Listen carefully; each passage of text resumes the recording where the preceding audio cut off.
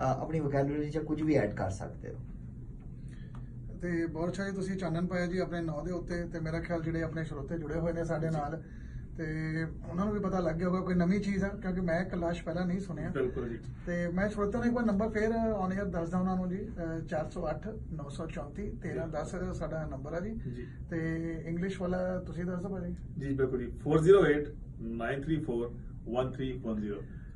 ਤੇ ਜੇ ਵੀ ਕੋਈ ਸਰੋਤਾ ਕੁਝ ਪੁੱਛਣਾ ਚਾਹੁੰਦੇ ਨੇ ਜੀ ਇਹਨਾਂ ਤੋਂ, ਕੈਲਾਸ਼ ਸਾਹਿਬ ਤੋਂ, ਕਿਉਂਕਿ ਆ ਜਿਹੜਾ ਸੈਗਮੈਂਟ ਹੈ ਨਾ, ਅਸੀਂ ਜਿਹੜੇ ਜਿਨ੍ਹਾਂ ਨੂੰ ਸ਼ੌਕ ਆ ਕੁਝ ਲਿਖਣ ਦਾ, ਤੇ ਕੋਈ ਪਲੇਟਫਾਰਮ ਅਸੀਂ ਉਹਨਾਂ ਨੂੰ ਦਿੰਦੇ ਆ ਕਿ ਤਾਂ ਕਿ ਅੱਗੇ ਜਾ ਕੇ ਕੁਝ ਚੀਜ਼ ਹੋਰ ਅੱਛੀ ਲਿਖ ਸਕਣ, ਕਿਸੇ ਕਮਿਊਨਿਟੀ ਨੂੰ ਕੋਈ ਫਾਇਦਾ ਹੋ ਸਕੇ, ਕੋਈ ਅੱਛੇ ਜਿਹੜੇ ਉਰਦੂ ਦੇ ਕਦਰਦਾਨ ਨੇ ਜਾਂ ਜਿਹੜੇ ਸ਼ਾਇਰੀ ਦੇ ਕਦਰਦਾਨ ਨੇ, ਉਹਨਾਂ ਲਈ ਉਹ ਚੀਜ਼ ਬਹੁਤ ਮੈਟਰ ਕਰਦੀ ਆ, ਉਹ ਬਹੁਤ ਚੀਜ਼ ਮੈਟਰ ਕਰਦੀ ਆ ਉਹਨਾਂ ਲਈ।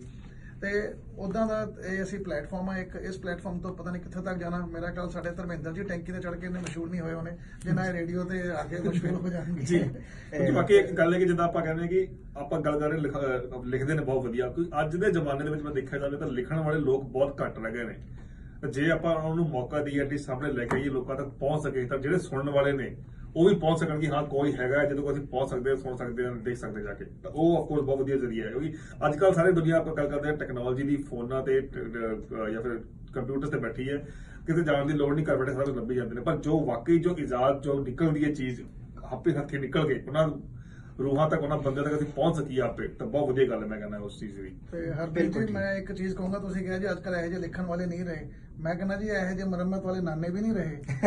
ਆਫਕੋਰਸ ਸਹੀ ਗੱਲ ਹੈ ਜੀ। ਠੀਕ ਹੈ ਜੀ। ਤੇ ਮੈਂ ਰਿਕੁਐਸਟ ਕਰੂੰਗਾ ਕੈਲਾਸ਼ ਸਾਹਿਬ ਨੂੰ, ਕੋਈ ਅਗਰ ਸਾਨੂੰ ਕੋਈ ਅੱਛੀ ਜੀ ਕੋਈ ਤੁਸੀਂ ਆਪਣੀ ਨਜ਼ਮ ਸੁਣਾ ਸਕੇ, ਕੋਈ ਸ਼ਾਇਰ ਕੁਝ ਵੀ।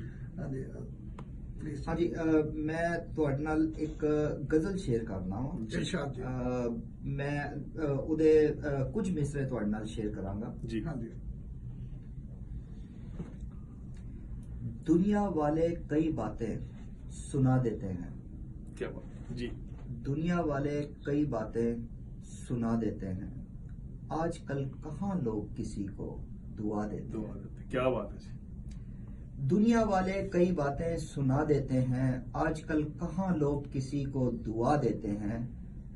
वो दौर कुछ और था कि कदर होती थी, अब तो आती हुई मोहब्बत लुटा देते हैं। क्या आजकल कहाँ लोग किसी को दुआ देते हैं। झूठ बोलने पर भी दात दी जाती है, मगर झूठ बोलने पर भी दात दी जाती है, मगर सच बोलो तो जाने क्यों सजा देते हैं। क्या बात है। आजकल कहाँ लोग किसी को दुआ देते हैं। आखिरी मिसरा पेश करना जी। सावन में भी आग लगा देते हैं जी। सावन में भी आग लगा देते हैं, तेरे ख्याल शोलों को हवा देते हैं। आजकल कहाँ लोग किसी को दुआ देते हैं। क्या बात है जी। क्या ਬਹੁਤ बात। ਖੂਬ ਜੀ, ਬਹੁਤ ਸ਼ੁਕਰੀਆ। ਖੂਬ ਜੀ, ਬਹੁਤ ਖੂਬ। ਅੱਜ ਕੱਲ ਦੇ ਜ਼ਮਾਨੇ ਦੀ ਵਾਕਈ ਹਕੀਕਤ ਸੁਣਾ ਕੇ ਰੱਖਤੀ ਤੁਸੀਂ, ਵਾਕਈ ਚੰਦ ਲਾਈਨਾਂ ਦੇ ਵਿੱਚ, ਹਾਂਜੀ ਜੋ ਕਿ ਵਾਕਈ ਅੱਜ ਕੱਲ ਦਾ ਸੱਚ ਹੈ, ਦੁਨੀਆ ਦਾ ਸੱਚ ਹੈ, ਵਾਕਈ ਸੱਚੀ ਗੱਲ। ਹਾਂਜੀ। ਹਰਪ੍ਰੀਤ ਜੀ, ਇੱਕ ਤੁਹਾਨੂੰ ਹੋਰ ਗੱਲ ਸ਼ੇਅਰ ਕਰਦਾ ਜੀ। ਚਾਹਨਾ। ਪਾਕਿਸਤਾਨ 'ਚ ਕੌਣ ਲੈ ਲਈ ਜੀ? ਜੀ ਹਾਂਜੀ। ਜਰੂਰ ਜੀ। ਮੇਰਾ ਕੁਝ ਸੋਤੇ ਨਾਲ ਜੁੜਨਾ ਚਾਹੁੰਦੇ ਨੇ, ਲੈਣੇ ਆ ਆਨ ਜੀ। ਹੈਲੋ, ਸਤਿ ਸ਼੍ਰੀ ਅਕਾਲ ਜੀ। ਰੇਡੀਓ ਵਿੱਚ ਜੀ ਤੁਸੀਂ ਆਨ ਵੀਰ ਜੀ। ਸਤਿ ਸ਼੍ਰੀ ਅਕਾਲ ਜੀ। ਜੀ ਆਇਆਂ ਨੂੰ ਜੀ। ਜੀ ਜੀ ਜੀ ਬਿਲਕੁਲ।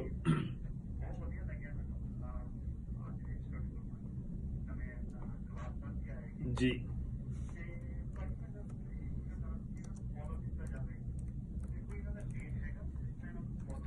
ਮੈਂ ਕੁਐਸਚਨ ਡਾਇਵਰਟ ਕਰਾਂਗਾ ਸਿੱਧਾ ਉਹਨਾਂ ਵੱਲ ਵੀ, ਤੁਸੀਂ ਆਪੇ ਆਨਸਰ ਦਿਓ ਜੀ ਇਹਦਾ ਜੀ। ਬਿਲਕੁਲ ਪ੍ਰਿਤਪਾਲ ਜੀ, ਬਹੁਤ ਬਹੁਤ ਸ਼ੁਕਰੀਆ ਤੁਹਾਡਾ ਕਾਲ ਕਰਨ ਦਾ, ਔਰ ਖਾਸ ਤੌਰ ਤੇ ਮੇਰੀ ਸੈਗਮੈਂਟ ਨੂੰ ਅਪਰੀਸ਼ੀਏਟ ਕਰਨ ਦਾ।